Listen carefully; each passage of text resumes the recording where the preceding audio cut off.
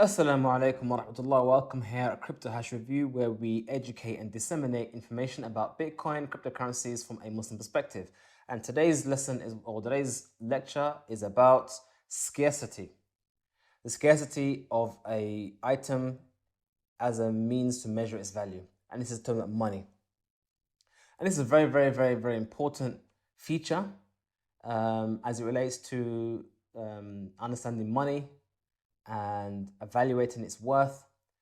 So we see that money cannot be money, or something can't be used for money if it doesn't have scarcity. And scarcity basically means its rarity. How rare is this item? And going from the first one, debt doesn't exist until two people agree on something. So you could say its scarcity is related to the situation that you're in. And we can evaluate, because there is a valuation of work done, then it is as scarce as that skill involved and the time involved to do that number of work. So let me give an example. I've done and built a wall for you. I don't know why I always give an example of the wall, but I've gone and built a wall for you, spent all day building that wall. Now I owe you a day's worth of work building a wall. So how much is that? How much is that worth? How much is a day's worth of work building a wall worth? Well, it depends on how much time I have available on my hands and the skill level I have. If I'm unemployed and have nothing better to do other than sit there and do nothing, I have no TV, I have no radio, I have no nothing. I'm just sitting there in a room, nothing to do. And I have the skills to build a wall, then would I pay someone £500 to build a wall? No, I wouldn't, because I have the available time and I have the skills to do it myself. Whereas if I don't have the time, literally I have not got the time, and I don't have the skill as well, then I would pay someone 500, maybe even £1,000 to build that wall. So the value of debt comes down to the scarcity of time and effort behind it, or the work rendered that gives that thing its value. As I give an example to someone, if you spend all day making a spreadsheet to run your business, and if someone says to you, "Oh, brother, you heard you did a first spreadsheet, can I have a copy of that spreadsheet?" In your mind, you're thinking to yourself, "Yeah, but I just did all that. I spent a whole day making a spreadsheet, and you just come along and just take it off of me?" As in, you feel that this spreadsheet now has value. I could give it to you, and that's now sadaqah. I'm now giving you sadaqah. But effectively, this spreadsheet, which is basically just a program, some cells and some formula, putting it all together, the time it took and the knowledge it took and the effort it took means it now has value. So debts, I would say scarcity is attached to what the debt is attached to. So it's hard to quantify this one, but I will give this a 5 out of 5, purely because as social animals as we are, a debt will only be formed if two people agree on something, and therefore the value of it is based on their agreement, which is the debt. And that is, you could say, it's scarcity in a sense. As for units and commodities, that depends. Some things are very common and its value is less, whereas some things are very rare and therefore its value is more. But why is it more and why is it less? Well, if I wanted some nice seashells and I lived at the beach, then if I wanted one, I'd just go out 5 seconds, look around, and I find the shell I want and it's there. If there was a very rare blue type of shell, in my life I've already seen maybe 2 or 3 of them, then in my mind I think to myself, if I wanted a shell that way, a blue type of shell, how long will it take to find one? And how much effort would it take to get one? That's now the value of that commodity. So in terms of items and commodities used for money, then the scarcity is down to is relative to the time and place. So it might have been rare at their time, maybe it's very common this time, and so on and so forth. So I would give the whole category of commodities, I'll give it a 4 out of 5. It depends on time and place. It could change very easily. As you've seen, historically speaking, when we spoke about currencies, we mentioned that there were these beads used in Western Africa that were very rare, made out of glass and meteorites, and they were very rare to those people. But the Industrial Revolution and the people in the European countries were able to fashion them very cheaply.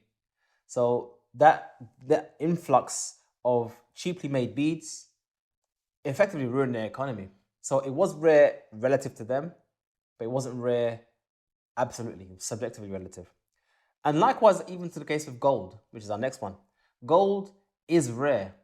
To get gold is difficult. I mean, we know where it is, but to get it out is difficult. Some places, it's just so difficult, it's not worth mining it because the amount of effort that it takes to get it doesn't equate how much the gold is currently worth on the market. If the price of gold goes up, now it becomes profitable to extract that gold. So it is rare because gold is limited on planet Earth, but it is not limited, relatively speaking, in the universe. Not forget the universe, in our solar system. So when mankind becomes space worthy, where going up and down into space becomes something as easy as going from here to the station, or from the station from here to France, you could say, or another country, then gold's price will be affected because it will no longer be as scarce as it is at the moment. Just like the beads in Africa, it was scarce to them locally, but then when someone else came abroad and just brought in an abundance, it lost its value. Likewise, gold has the same susceptibility. There are meteorites that are in our solar system right now that, due to scans that are done by radio telescopes and all the kind of telescopes, they can estimate that this, based on density of this certain asteroid, that it has some level of gold. So when asteroid mining becomes a thing, then yes, gold will definitely be affected. So gold is scarce for now, and because of that, I'll give it a 4.5 out of 5. But that's only because of our current limitations in space travel. Once that's been changed, then the scarcity level will also change. And then we have fiat money. That is a 1 out of 5, probably even a 0 out of 5, because its scarcity is enforced by laws and by fear of punishment. It isn't really scarce. It's an artificial scarcity. Gold is really scarce because it only comes about through effort and work. You can't get gold unless you actually work for it. Whereas fiat money, you just and press print and it's done. Just add it on the screens. Joel Powell, when he was asked about how they printed the stimulus, he said, "Do you print the money?" He said, "No, it's just a computer screen. Just press the button and press enter. And now we have $1 trillion and it's just there." So he just mentioned the formation of more than, I think it was 3/4 of US dollars that was ever issued in history. They did it in a button press. So the scarcity isn't really there. It's only scarce in the sense that if I try to do what he did, I'll be a criminal. If I do what banks do, which is issue money, banks do the same. If I also do what banks did and issue money through the issuing of loans, then I'll go to jail for counterfeiting. But they have permission to do so in their system. The government has permission to do so. So it's a permission system. You can counterfeit, you can inflate at will if you want, if given permission to. So in terms of that one, in terms of scarcity, it isn't scarce. It gets a 0 out of 5 if you could, that's such a thing, if not 1 out of 5. And then you have Bitcoin, which is the most scarce thing mankind has ever known. There will only ever be less than even 21 million Bitcoin. And that's because of what happens with the miners. Bitcoins come into existence every time a miner makes a new block. If he makes a new block, a part of that block is issuing himself some Bitcoin. Now, every 10 minutes, 6.25 Bitcoins are being issued, or 6.125 Bitcoins are being issued to a miner every 10 minutes on average. And that decreases every 4 years by half.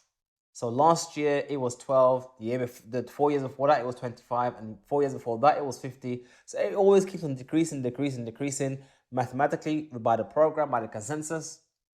And there comes a point whereby in 2140, I think it is, whereby no more Bitcoins will be issued to miners. And miners will only have to get paid for their services through issuing fees in the network.